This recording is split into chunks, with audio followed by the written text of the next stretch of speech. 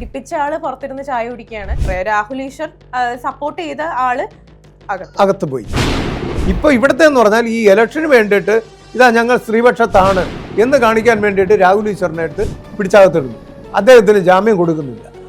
ഇത് മാങ്കൂട്ടത്തിനായിരുന്നുവെങ്കിൽ അയാൾക്ക് ജനപിന്തുണ കിട്ടും, സഹതാപ വോട്ട് അദ്ദേഹത്തിന് വീണ്ടും കിട്ടും. അപ്പൊ അതുകൊണ്ടാണ് അദ്ദേഹത്തെ പിടിക്കാത്തത്. ഈശ്വറിനെ പിടിച്ചകത്തിട്ടാൽ ഒരു വിഷയമില്ല. അന്വേഷിക്കുവാൻ വേണ്ടിയിട്ട് ഒരുപക്ഷെ ഒരു അന്വേഷണ കമ്മീഷൻ തന്നെ വെക്കുകയാണ്.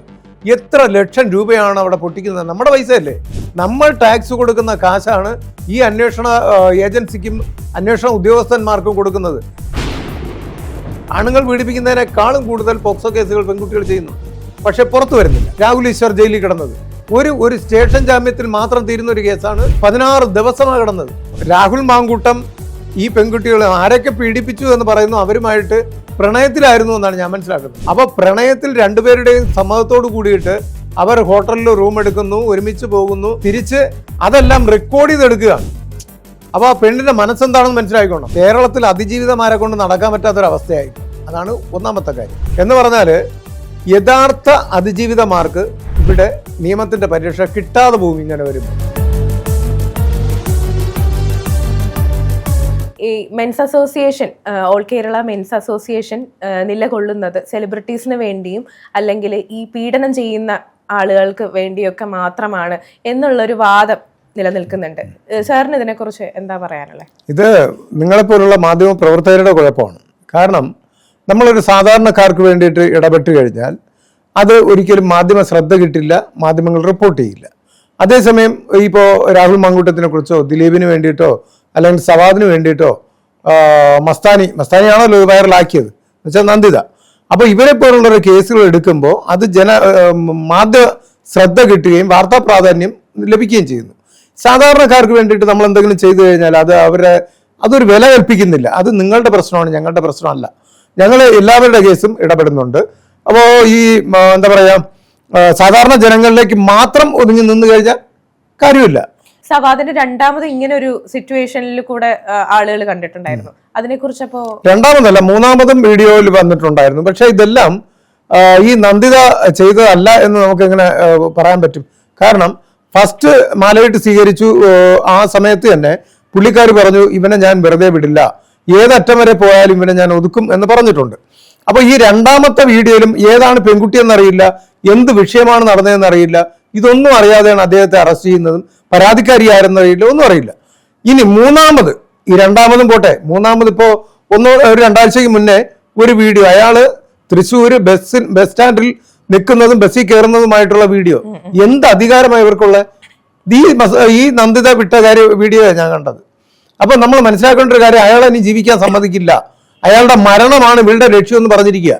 ഒരു പെണ്ണ് ഒരു പുരുഷനെ തകർക്കണം എന്ന് വിചാരിച്ച് ഇറങ്ങിക്കഴിഞ്ഞാൽ അത് നടക്കുമെന്നുള്ളതിന് യാതൊരു മാറ്റമില്ല. അതാണ് ഈ കാണുന്നത്. മനസ്സിലായില്ലേ? അയാൾക്ക് ഒരു ബസ്സിലും കയറാൻ പറ്റാത്തൊരവസ്ഥയാണല്ലോ. അത് ശരിയാണോ? ഒരു എന്തെങ്കിലും ഒരു വിഷയം ഉണ്ടായാൽ അദ്ദേഹത്തിനെതിരെ പരാതി ഉണ്ടെങ്കിൽ അല്ലെങ്കിൽ വീഡിയോ ചിത്രീകരിച്ചാൽ അത് സോഷ്യൽ മീഡിയയിൽ കൂടി പുറത്തു വിടുക അല്ല ചെയ്യേണ്ടത്. അത് നേരെ പോലീസ് സ്റ്റേഷനിൽ കൊടുക്കുക, അത് കോടതി പോവുക, നിയമത്തിന്റെ ആനുകൂല്യം ആ പെൺകുട്ടിക്ക് കിട്ടും. എന്തായാലും ഇതിന്റെ സത്യാവസ്ഥ നമുക്ക് എങ്ങനെ അറിയാൻ പറ്റും? അല്ലെങ്കിൽ ഇവര് ചെയ്തതാണോ? അല്ലെങ്കിൽ അറിയാൻ പറ്റുന്നില്ല. അതൊരു പ്രശ്നം തന്നെയാണ്. കാര്യം ഈ പൊതുവിൽ ആണുങ്ങളെന്ന് പറഞ്ഞാല് പൊതുവിൽ ഒരു വിഷയം ഉണ്ടായാലും ദിലീപിന്റെ കേസ് തന്നെ എടുക്കാം. ദിലീപ് ഇത്രയും വലിയൊരു നടനാണ്. അവിടെ എന്ത് സംഭവിച്ചോന്ന് അയാൾ ഇന്നേ വരെ പറയുന്നില്ല. അയാൾ എന്ന് പറഞ്ഞാൽ അടുത്തെന്ത് നടക്കുമെന്ന് അറിയില്ല. പറഞ്ഞു കഴിഞ്ഞാൽ രാഹുൽ ഈശ്വർ ഇപ്പൊ ജയിലിൽ കിടന്ന അറിയാലോ. ഈ എന്താ വെച്ചാൽ രാഹുൽ മാങ്കൂട്ടത്തിന് വേണ്ടി സംസാരിച്ചു എന്നുള്ള ഒരൊറ്റ കാരണം കൊണ്ടാണ് രാഹുൽ ഈശ്വർ ജയിലിൽ കിടന്നത്. ഒരു സ്റ്റേഷൻ ജാമ്യത്തിൽ മാത്രം തീരുന്ന ഒരു കേസാണ് 16 ദിവസമാണ് കിടന്നത്. ഒരു കുറ്റം ചെയ്ത ഒരു പ്രതി 16 ദിവസം കിടക്കണ്ടല്ലോ, അയാൾക്ക് ജാമ്യം കിട്ടുമല്ലോ. ഇയാൾ എന്തിനാ ഈ 16 ദിവസം ഇട്ടിരുന്നത്? എനിക്ക് മനസ്സിലാവാത്തൊരു കാര്യമാണ്. ഒരു റിമാൻഡ് ഒരു റിമാൻഡ് വെച്ചാൽ 14 ദിവസമാണ്. ഇത് 16 ദിവസം. ഒരു റിമാൻഡും കഴിഞ്ഞ് 2 ദിവസം കിടക്കേണ്ട ഒരു സാഹചര്യം രാഹുൽ ഈശ്വറിന് വന്നിട്ടുണ്ട്.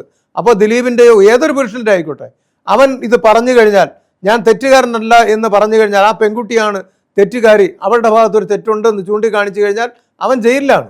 ഞാൻ ചോദിക്കട്ടെ, ഇപ്പൊ രാഹുൽ ഈശ്വറിന് പകരം അതൊരു പെൺകുട്ടിയായിരുന്നു പറഞ്ഞതെങ്കിൽ ഇതേ ഒരു നിയമം തന്നെ അതിനകത്ത് ഒരു നടപടി ഉണ്ടാവില്ല. ഒരു സൈബർ സെല്ലൊന്നും വിളിപ്പിക്കുക പോലും ചെയ്യില്ലായിരുന്നു. അതാണ് നടക്കുന്നത്. കാര്യം ഈ നന്ദിതയെ പറ്റി ഞാനൊരു DGPക്ക് ഒരു പരാതി കൊടുത്തു. ആ പെൺകുട്ടിയെ വിളിച്ച് അന്വേഷിച്ചതായിട്ട് പോലും എനിക്കറിയില്ലല്ലോ.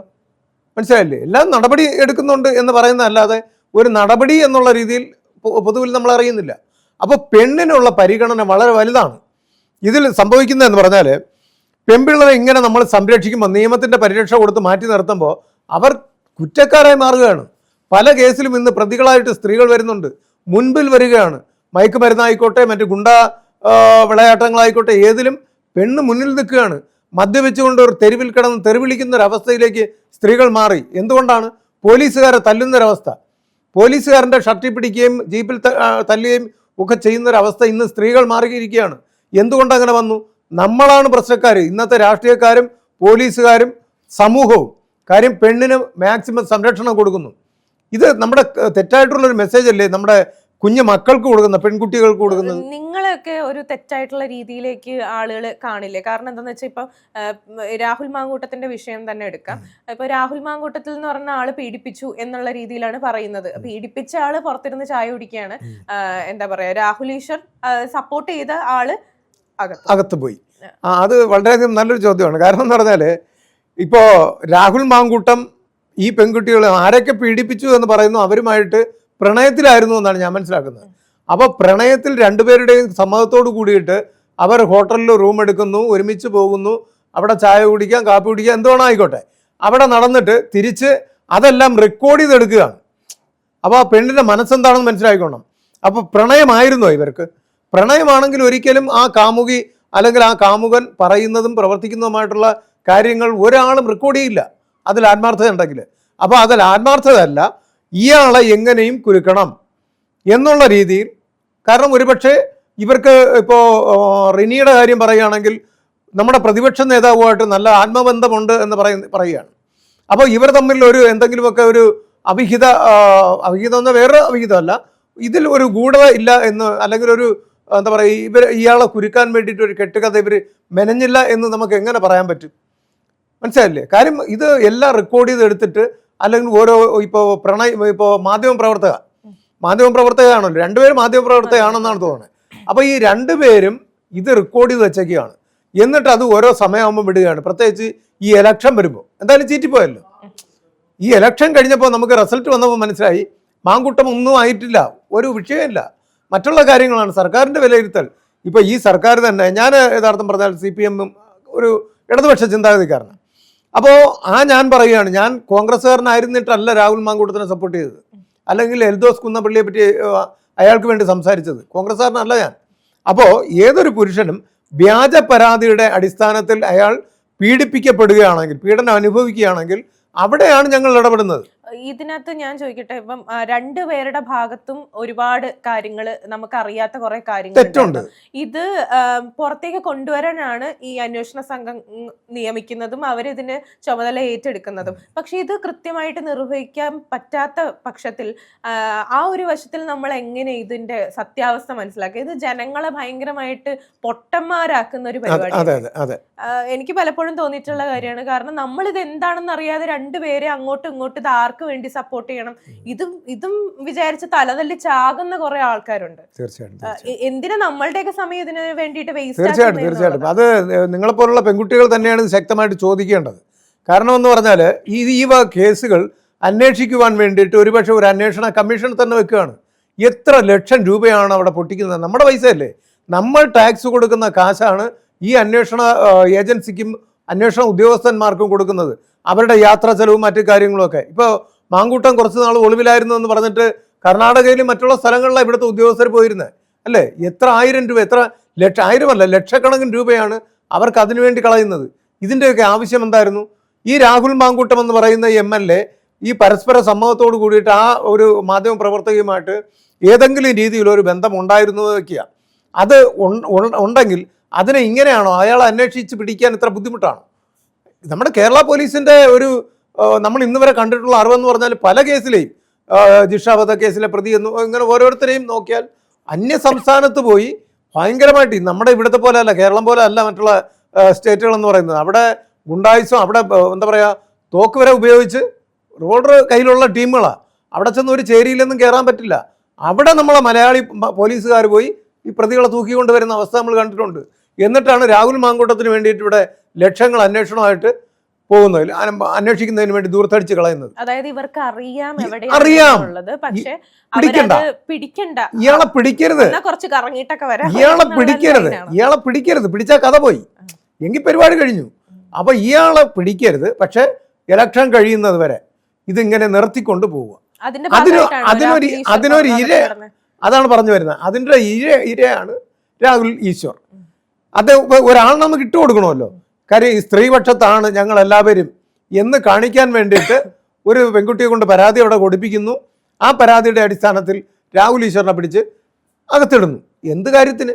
അദ്ദേഹത്തെ അതാണ് ഞാൻ ആദ്യമേ പറഞ്ഞത്, ഈ സൈബർ കേസുകളെല്ലാം സ്റ്റേഷൻ ജാമ്യം കൊടുത്ത് വിടേണ്ട കേസുകളാണ്.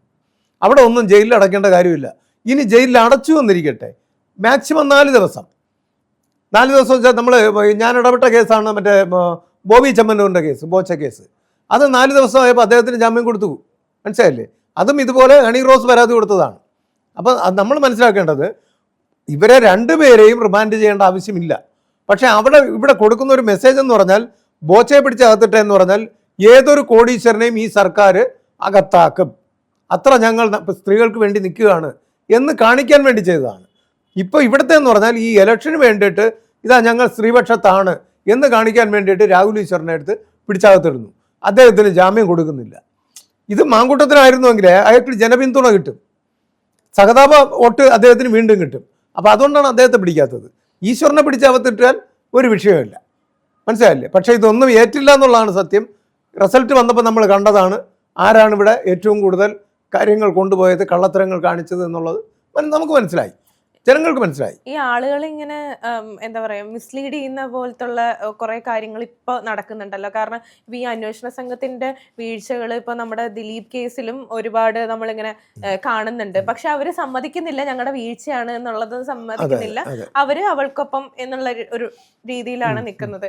ഇപ്പം അങ്ങനെയൊക്കെ എടുത്തു കഴിഞ്ഞാൽ പെൺകുട്ടികളോടൊപ്പം നിൽക്കുന്ന ഒരു കാര്യം നല്ലത് തന്നെ. അത് അവര് അനുഭവിച്ചിട്ടുള്ള ആ സ്ട്രഗിള് കാര്യങ്ങളൊക്കെ കണ്ടുകൊണ്ട് തന്നെ ഞാൻ പറയുകയാണ്, അത് നല്ലൊരു കാര്യം, അവർക്കൊപ്പം തന്നെ നിൽക്കണം. പക്ഷേ ഇതുമൂലം കുറെ ആളുകളുടെ ജീവിതം ഇല്ലാണ്ടാവുന്നുണ്ട്.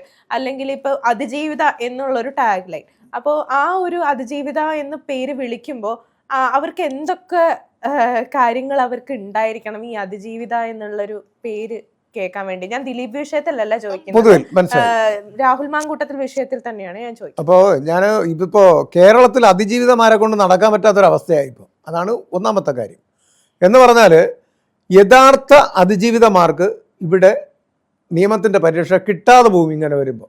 കാരണം എന്ന് പറഞ്ഞാൽ എല്ലാവരും അതിജീവിതമാരാണ്, മനസ്സിലായില്ലേ? ഇപ്പോൾ പ്രണയിച്ച് വിവാഹ വാഗ്ദാനം നൽകി പീഡിപ്പിച്ചു. ഒരു വിവാഹം കഴിഞ്ഞ ആളാണ് ഈ പറയുന്നത്, വിവാഹ വാഗ്ദാനം നൽകി പീഡിപ്പിച്ചു. അതെങ്ങനെയാണ് പറ്റുന്നത്? ഈ അടുത്ത കാലത്തായിട്ട് ഒരുപാട് വർഷങ്ങളൊന്നും ആകാതെയാണ് ഇവർ വിവാഹം കഴിഞ്ഞിരിക്കുന്നത്. അത് തന്നെ രാഹുൽ ഈശ്വറാണ് പുറത്തുവിട്ടത്, അല്ലാതെ ഇത് വേറൊരാൾ പറയുന്നില്ല. ഇത്രയും മുഖ്യധാരാ മാധ്യമങ്ങൾ അദ്ദേഹത്തെ ഇട്ട് അലക്കുമ്പോഴും ഈ അതിജീവിത എന്ന് പറയുന്ന പെൺകുട്ടി വിവാഹിതയാണ് എന്ന് ഒരാളും പറഞ്ഞിട്ടില്ല. അതും ഈ അടുത്ത കാലത്താണ് വിവാഹം കഴിഞ്ഞത്, 1 വർഷത്തിൻ്റെതേ ആയിട്ടുള്ളൂ. അത് നമ്മൾ മനസ്സിലാക്കണം. അപ്പോൾ ഈ വിവാഹ വാഗ്ദാനം നൽകി പീഡിപ്പിച്ചു എന്ന് പറയുന്ന അതിജീവിത, ഈ മാധ്യമ പ്രവർത്തക, ഭർത്താവ് നിലനിൽക്കുകയാണ് ഒരു MLA കുഞ്ഞിനെ ഗർഭം ധരിക്കുന്നത്. ശരിയോ തെറ്റോ? എനിക്കിതിനകത്ത് ഡൗട്ട് ഉള്ളായിരുന്ന കാര്യമാണ്, ഒരാള് പറയാണ്, അല്ലെങ്കിൽ പ്രേമത്തിലിരിക്കുക ഒരാള് പറയാണ്, ഓക്കെ എനിക്ക് കുഞ്ഞിനെ വേണം. അപ്പൊ ഓ ശരി, അതെ, ഇത്രേ ഉള്ളൂ വേണ്ടെന്ന് പറയുന്നത്. അത് എനിക്ക് പലപ്പോഴും നമ്മള് ഇപ്പൊ ഒരു കുഞ്ഞ് എന്നുള്ള രീതിയിലൊക്കെ മനസ്സിൽ വിചാരിക്കുന്ന ഒരു സമയത്ത് അതിനുവേണ്ടി നമ്മൾ എടുക്കുന്ന കുറെ കാര്യങ്ങളുണ്ട്. അല്ലെങ്കിൽ നമുക്ക് അത്രയും വിശ്വാസമുള്ള ഒരാളെ ആയിരിക്കണം ഇതാക്കുന്നതൊക്കെ. എനിക്കറിയില്ല അത് എന്തുകൊണ്ടാണ് അവിടെ സംഭവിച്ചത്. ചിലപ്പോൾ ബ്ലൈൻഡ് ആയിട്ട് വിശ്വസിച്ചുകൊണ്ടായിരിക്കാം എന്ന് നമുക്ക് പറയാം. പക്ഷേ ഇപ്പോ ഇത് അബോർഷൻ കഴിഞ്ഞു പോയതുകൊണ്ട് നമുക്കൊന്നും പറയാൻ പറ്റില്ല. അല്ലെങ്കിൽ നമുക്ക് പറയാം, ഇത് നമുക്ക് DNA ടെസ്റ്റ് നടത്തി ആ കുഞ്ഞ് ആരുടെ ആണെന്ന് നോക്കണം. മാത്രമല്ല നമ്മൾ ഈ ഗുളിക കഴിക്കുമ്പോഴേക്കും അത് ഇപ്പൊ ഞാനാണ് ആ ഒരു ഗുളിക കഴിക്കുന്നതെന്നുണ്ടെങ്കിൽ പ്രിസ്ക്രിപ്ഷൻ ഇല്ലാതെ കഴിക്കുമ്പോൾ എന്തോരം റിസ്ക് ഉണ്ടാവും എന്നുള്ളത് എനിക്ക് ബോധം ഉണ്ടെങ്കിൽ എനിക്ക് ആലോചിക്കാം. ഞാൻ മനസ്സിലാക്കിയെടുത്തോളം അവരൊരു മാധ്യമ പ്രവർത്തകൻ, അത് കഴിച്ചു കഴിയുമ്പോൾ ഇത്രയും പ്രശ്നം ഉണ്ടാവും അറിയാം. പക്ഷെ അത് കഴിക്കണോ വേണ്ടിയോ എന്നുള്ളത് ഞാനല്ലേ തീരുമാനിക്കുന്നത്. തീർച്ചയായിട്ടും അതാണ് ഞാൻ വേറെ പല ഭാഗത്തും പറഞ്ഞിട്ടുള്ള കാര്യമാണ്. ഈ പെൺകുട്ടിയുടെ അണ്ണാക്കിലോട്ട് തള്ളിക്കൊടുത്തതല്ല ഈ മെഡിസിൻ എന്ന് പറയുന്നത്. അപ്പോൾ ഇത് മനസ്സോട് കൂടിയിട്ട് എന്ന് പറഞ്ഞാൽ മാങ്കൂട്ടം സുഹൃത്തിൻ്റെ കയ്യിൽ കൊടുത്തു വിട്ടു. സുഹൃത്തിൻ്റെ കാറിൽ പുള്ളിക്കാരി കയറി യാത്ര ചെയ്താണ് ഇത് കൊണ്ടുപോയതും കഴിച്ചതും എന്നൊക്കെ പറയുന്നത്. അപ്പോൾ ഇവരുടെ അണ്ണാക്കിലൊന്നും തള്ളിക്കൊടുത്തതല്ല, സ്വന്തം ഇഷ്ടപ്രകാരം കഴിച്ചതാണ്. ഇത് സാധാരണ ഒരു പെൺകുട്ടിയല്ല. മാധ്യമ പ്രവർത്തക എന്ന് പറയുമ്പോൾ അവർക്ക് ഒരുപാട് നമ്മൾ കാണുന്ന ഒരു കാഴ്ചപ്പാട് വേറെയാണ്. പണ്ട് കാലത്ത് വാർത്ത വായിക്കുന്നവരെയൊക്കെ നമുക്ക് ഭയങ്കര ബഹുമാനമാണ്, മനസ്സിലായി, നമ്മൾ വേറെ രീതിയിൽ അവരെ കാണുന്നത്. അപ്പോൾ ഇവിടെ ഒരു മാധ്യമ പ്രവർത്തകയാണ് പറയുന്നത് എന്നും പറയണ്ട. ഇപ്പോൾ എൻ്റെ സംഘടനയിൽപ്പെട്ട ഞാൻ കാണിക്കുന്ന മെമ്പർമാർ കാണിക്കുന്നത് തെറ്റ് രണ്ടാണ്, അല്ലേ? എൻ്റെ ഭാഗത്ത് ഒരു വീഴ്ച സംഭവിച്ചാൽ അത് വലുതായിട്ട് വരും, ഞാനത് കാണിക്കാൻ പാടില്ല, അല്ലേ? പക്ഷേ നമ്മുടെ അണികൾ ആരെങ്കിലും കാണിച്ചു കഴിഞ്ഞാൽ അത് വലിയ വിഷയമല്ല. അതുപോലെയാണ് സാധാരണ ഒരു പെൺകുട്ടി ചെയ്യുന്നതിനേക്കാളും ഗുരുതരമായിട്ടുള്ള കാര്യമാണ് ഈ മാധ്യമ പ്രവർത്തകർ ചെയ്തിരിക്കുന്നത്, അല്ലെ? ഒരു കുഞ്ഞിന് ഒരു പുരുഷൻ പറയുകയാണ്, ഒരു MLA പറയുകയാണ്, നമുക്കൊരു കുഞ്ഞ് വേണം. ഈ കുഞ്ഞ് വേണമെന്ന് പറയുമ്പോൾ ഒരു ആണ് പറയണമെങ്കിൽ, ഞങ്ങളൊക്കെ രാഹുൽ ഈശ്വർ പലവട്ടം പറഞ്ഞിട്ടുള്ളതാണ്, ഒരു പെൺകുട്ടിയിൽ ഒരു കുഞ്ഞ് വേണമെങ്കിൽ അങ്ങനെ പറയണമെങ്കിൽ അവളെ കല്യാണം കഴിക്കാൻ വേണ്ടി തയ്യാറായിരിക്കണം. അങ്ങനെ പറയൂ, അല്ലാതെ ഒരാളും പറയില്ല. കാര്യം പുരുഷന്മാരെല്ലാം അങ്ങനെയാണെങ്കിൽ കാര്യം കണ്ടിട്ട് പോകുന്നവരായിരിക്കും. അല്ലാതെ ഒരാളും പറയില്ല നമുക്കൊരു കുഞ്ഞിനെ വേണം എന്ന് പറയില്ല, അത് ഉറപ്പാണ്. അങ്ങനെ ഇത് പറഞ്ഞിട്ടുണ്ടെങ്കിൽ അത് ആ പെൺകുട്ടിയുടെ തന്നെ പാളിച്ചാണ് കേട്ടോ. അത് പ്രഗ്നൻ്റ് ആയി എന്നൊക്കെ പറയുന്നത് എത്രത്തോളം എനിക്ക് തോന്നുന്നില്ല, അത് വിശ്വാസം വരുന്നില്ല. ഇനി ഭർത്താവുമായിട്ട് ജീവിക്കുകയല്ലേ, അപ്പോൾ ഈ കുട്ടി രാഹുൽ മാങ്കൂട്ടത്തിൻ്റെ ആണെന്ന് നമുക്ക് എങ്ങനെ പറയാൻ പറ്റും? അവർ സെപ്പറേഷൻ ആയിരുന്നൊക്കെയാണ് പറയുന്നത്. പക്ഷെ ഞാൻ ഇത് പറയുന്നത് കൊണ്ട് രാഹുൽ മാങ്കൂട്ടത്തിൽ കുറ്റക്കാരനല്ല, അല്ലെങ്കിൽ അയാൾ ചെയ്തത് ഭയങ്കര ഗ്ലോറിഫൈ ചെയ്ത് സംസാരിക്കുന്നതല്ല കേട്ടോ. അയാൾ ചെയ്തെങ്കിൽ അയാൾ ഭയങ്കര മോശമായിട്ടുള്ള കാര്യമാണ് ചെയ്തത്. അല്ല, തെറ്റ് പറയാൻ പറ്റില്ലല്ലോ. കാരണം രണ്ടുപേരും പ്രണയിച്ചതല്ലേ, പരസ്പര സമ്മതത്തോടു കൂടിയല്ലേ. അപ്പൊ പിന്നെ അതങ്ങനെ തെറ്റാവും? സുപ്രീം കോടതി അത് അനുവദിച്ചിരിക്കുകയാണല്ലോ.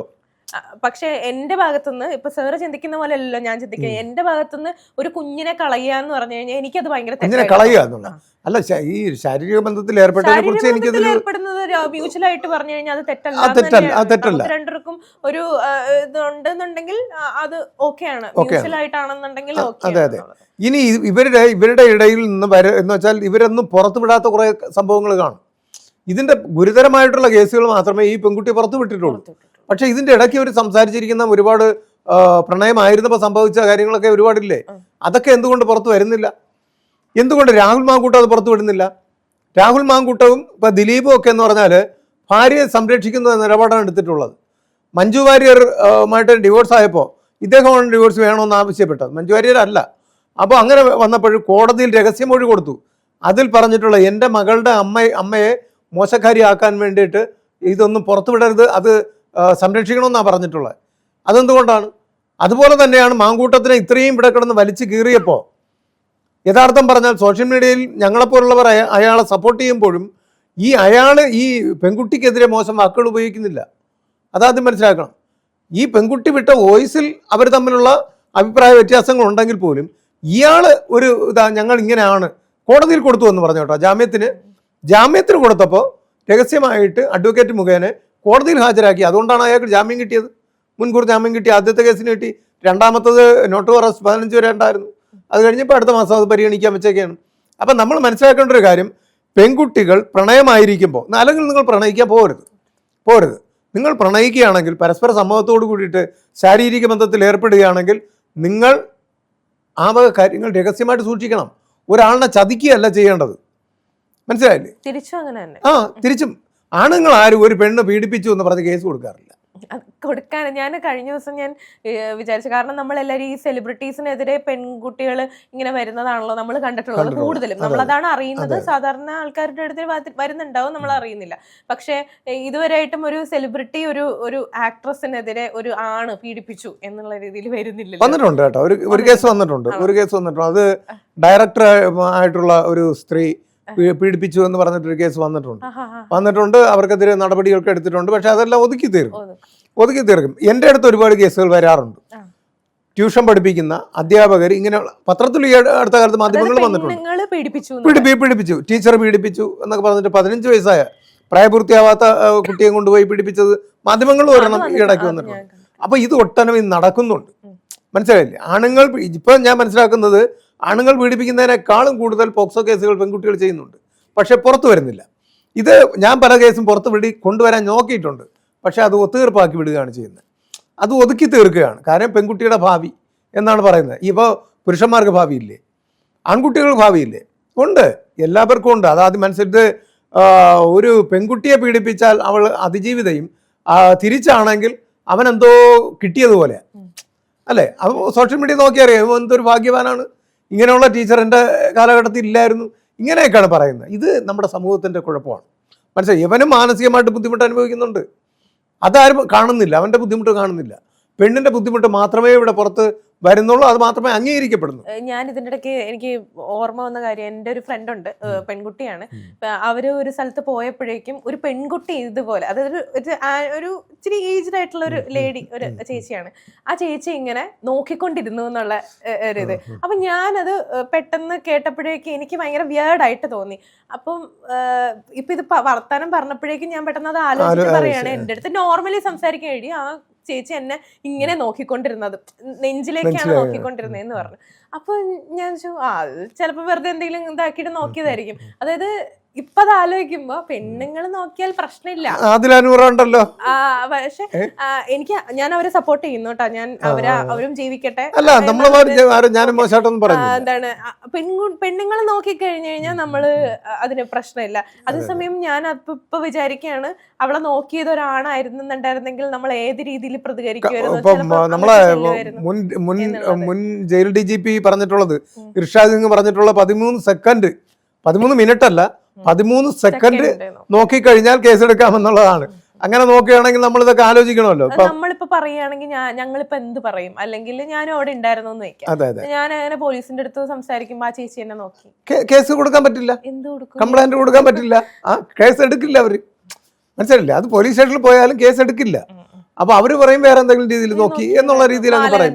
പിന്നെ മാല കണ്ടിട്ടും അല്ലെ ഡ്രസ്സ് കണ്ടിട്ട് നോക്കി എന്ന് പറയും. പിന്നെ ആ രീതിയിൽ അങ്ങ് പറഞ്ഞു. ഇത് പരസ്പരം അങ്ങോട്ടും ഇങ്ങോട്ടും പുരുഷന്മാരിലും ഉണ്ട് കേട്ടോ. ഇത് പുരുഷന്മാരിലും ഉണ്ട്. ഈ ഏജ് കൂടിയ പുരുഷന്മാര് കുട്ടി പയ്യന്മാരുമായിട്ടൊക്കെ ശാരീരിക ബന്ധത്തിൽ ഏർപ്പെടുന്നതൊക്കെ ഉണ്ട്, അങ്ങനെയൊക്കെ ഉണ്ട്, സ്വാഭാവികമായിട്ടാണ്. സ്ത്രീകളിലും ഉണ്ട്, അതില്ലാന്നും പറയണില്ല. ഹോസ്റ്റലുകളിലുള്ളതായിട്ട് എനിക്ക് അറിവ് കിട്ടിയിട്ടുണ്ട്, അതൊക്കെ കിട്ടിയിട്ടുണ്ട്. അപ്പൊ ഇതൊക്കെ സമൂഹത്തിൽ എല്ലായിടത്തും ഉള്ളത് തന്നെയാണ്.